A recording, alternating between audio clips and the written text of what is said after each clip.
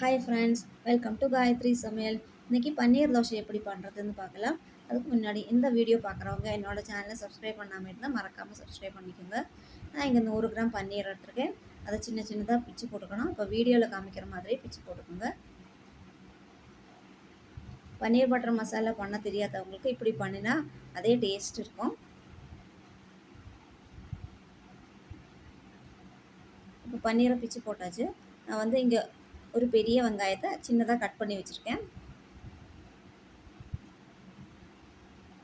இப்போ கடாயை நல்லா சூடாயிடுச்சு. 1.5 டேபிள் ஸ்பூன் எண்ணெய் சேர்த்துக்கலாம்.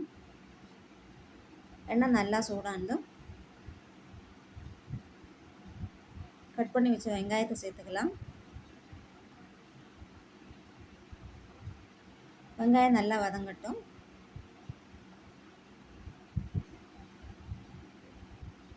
நல்லா வதங்கிடுச்சு. இப்போ இஞ்சி பூண்டு இதில் சேர்த்துக்கலாம். நான் வந்து கொஞ்சமாக சின்ன துண்டு இஞ்சியும் 2 பூண்டுமா தட்டி போட்டிருக்கேன். உங்களுக்கு வேணும்னா சின்னதாக அது 2மா கட் பண்ணி போட்டுக்கலாம். இப்போ இதுக்கு மசாலா ஐட்டம்ஸ் சேர்த்துலாம். கொஞ்சமாக மஞ்சள்தூள், 1 டீஸ்பூன் காரம்பொடி, 1 டீஸ்பூன் கரம் மசாலா சேர்த்துருக்கேன்.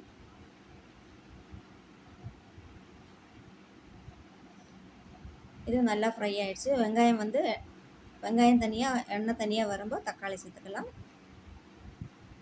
நான் 2 தக்காளி எடுத்துருக்கேன். சின்ன சின்னதாக கட் பண்ணி போட்டிருக்கேன்.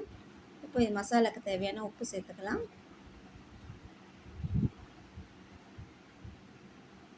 இது நல்லா மிக்ஸ் ஆனதும் பிச்சு வச்ச பன்னீரை இதில் சேர்த்துக்கலாம்.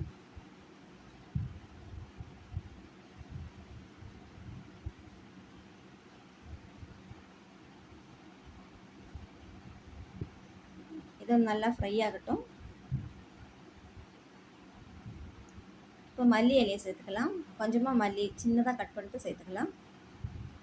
அவ்வளோதாங்க, பன்னீர் தோசைக்கு தேவையான மசாலா ரெடி ஆயிடுச்சு. இதை கண்டிப்பாக ட்ரை பண்ணி பாருங்கள். ரொம்ப ஈஸின்னா ரொம்ப ஈஸி. இது வேணால் சப்பாத்திக்கு வேணால் தொட்டுக்கலாம்.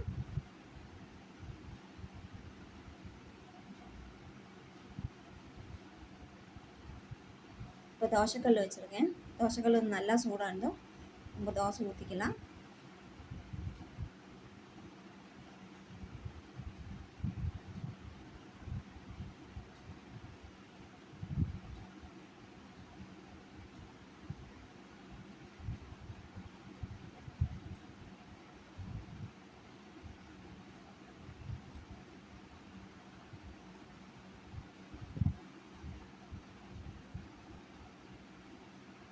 தோசை திருப்பி போட்டுக்கலாம்.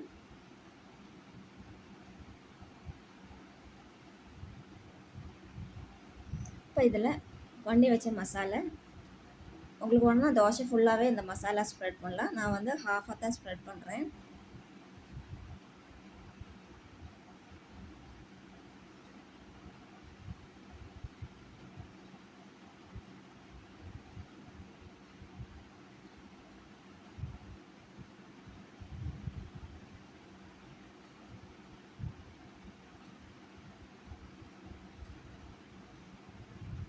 அவ்வளோதாங்க, பன்னீர் தோசை ரெடி. கண்டிப்பாக ட்ரை பண்ணுங்கள். எப்படி இருக்குன்னு கமெண்ட் பாக்ஸில் சொல்லுங்கள். தேங்க்யூ ஃபார் வாட்சிங்.